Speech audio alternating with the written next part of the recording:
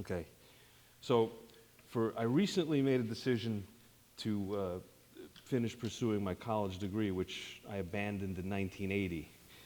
For 30 years, I enjoyed moderate success as a musician.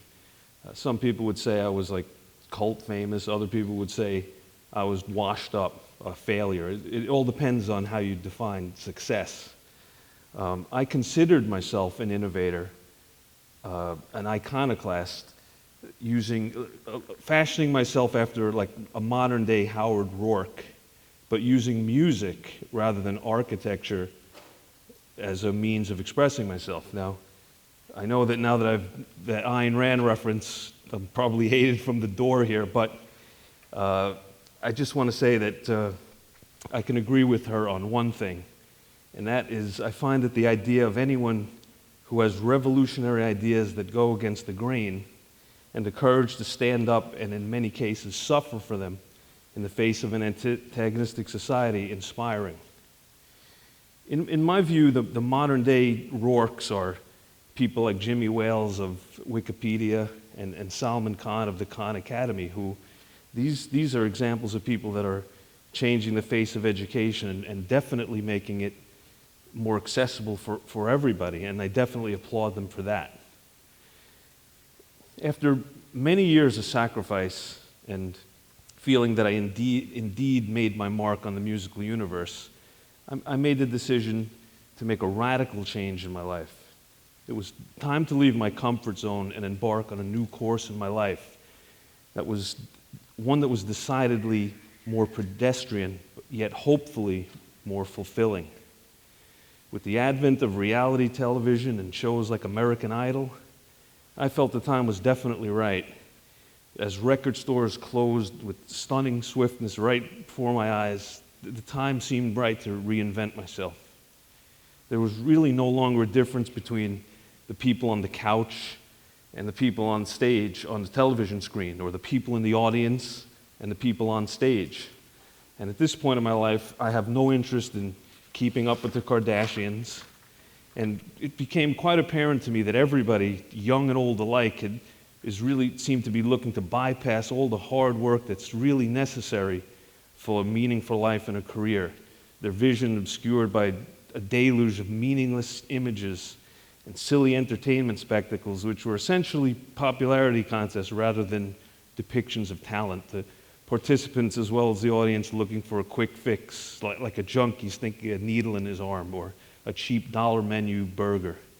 The take-home message here being that here in America, we can dance with the stars, we make some funny home videos of our babies and our pets, but when it comes to math and science and reading and writing as well, which is not really, they're always emphasizing math and science, but I think that the rest of the world seemed to be passing us by.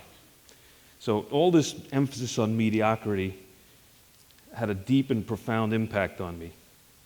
It was draining my soul and spirit. Joy had become elusive.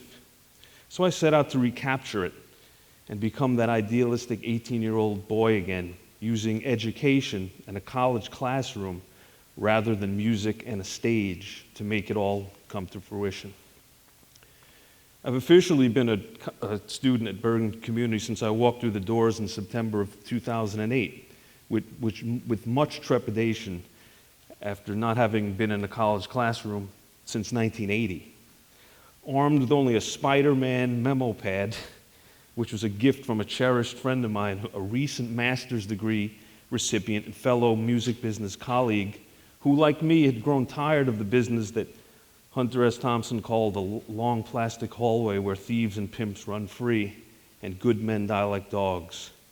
And I also had a journal with a quote emblazoned on the cover from novelist George Eliot, which said, it's never too late to be what you might have been. I set out to leave my mark on Bergen Community Colleges, hopefully a force to be reckoned with among the students and the faculty. So now let's get down to what does education mean to me. It's about self-improvement in the very best way possible, from the inside out, not from the outside in, as it's always depicted in those late-night infomercials designed to get you six-pack abs and stuff like that. It is, according to Will Durant, a progressive discovery of our own ignorance. Education comes in two forms: knowledge acquired in the idyllic setting of the university, but it also comes in education learned in living one's life, or what some refer to the school of hard knocks, the school of life. What you learn in school shouldn't take precedence over what you learn in the streets, and vice versa. The truly wise person realizes this and uses both types of education to his or her advantage. Life's experiences often teach us that quite often that the well thought out and researched theories professed within the halls of academia often fall apart when coming in contact with the complex world in which we live. In my goal, the only goal of education should be to transform a closed mind into an open one. And I know that's a pretty hard goal, actually. And it should also help in one's pursuit of autonomy and self-sufficiency. It should never be used solely as a means to acquire material success in life, although one of my professors here at Bergen Community College often reminded my classmates and me that none of us were ever going to be members of that 1 percentile group that allegedly call the shots in the world. So a great education was our only hope to move to a higher level within that 99%. In education, specifically the liberal arts education that we get here at Bergen and all colleges, goes a long way in helping individuals to think for themselves and to be a bit more impervious to self-deception. To quote Sister Miriam Joseph from the Trivium, the Liberal Arts of Logic, Grammar, and Rhetoric, it enables a person to rise above his or her material environment to live an intellectual, a rational, and therefore a free life in gaining truth.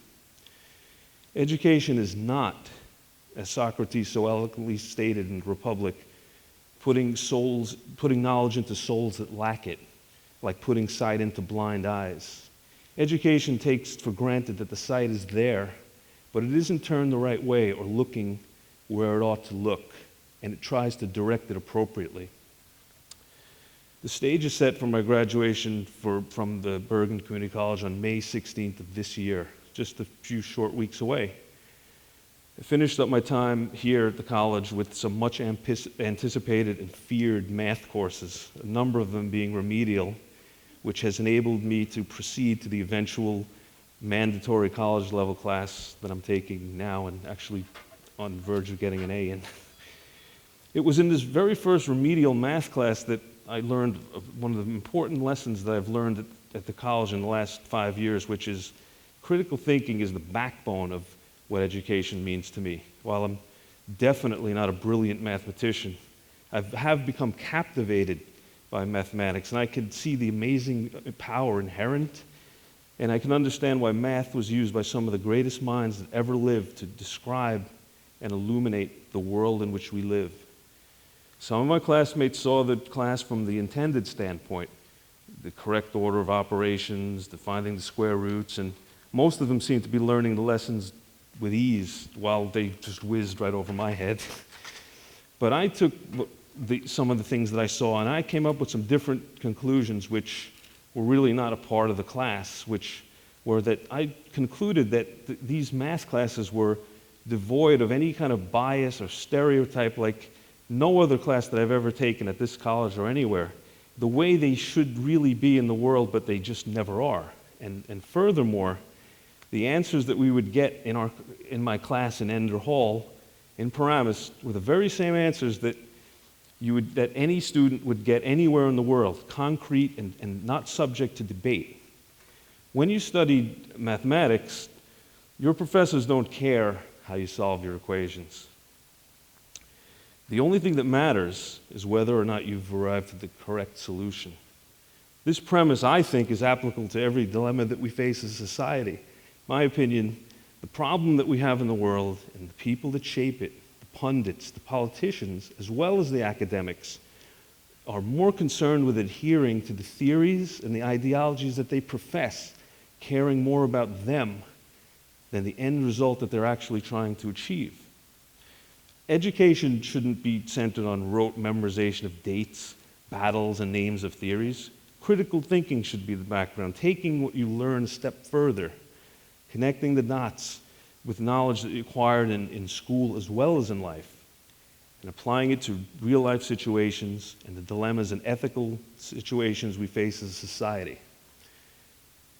This ability to critical think is innate within all of us. We just need someone to draw it out, just like Socrates showed us in the Meno, and that is why the teaching profession is a field that I would like to be a part of someday. It took me almost 30 years to realize that there's just no substitute for quality education. And at age 50, soon to be 51, I definitely have a love and an appreciation for knowledge that I never had when I was younger. The downside is that I have a lot that I want to accomplish in my academic career and not most time to accomplish it. So the first idea that I have that's worth spreading here today is to simply learn for the sake of learning. It's easier than it's ever been to learn, and more importantly, it's never too late. And thanks to the internet and relatively new technologies like MOOCs, which are massive open online courses that students can take with some of the world's finest professors for free, but not for college credit, we're positioned to blow the doors off the status quo. Students today are far better off than I was in high school in the late 1970s when a set of Funk and Wagnall's encyclopedias that my dad bought at the A&P was the state of the art. It was the best that I could do then. But make no mistake, and this is my second idea worth spreading, no fancy digital technology can ever replace the classroom and the relationship between the teacher that takes pride in his or her work and the dedicated student with an insatiable appetite for knowledge who wants to make his family as well as his or her teacher proud.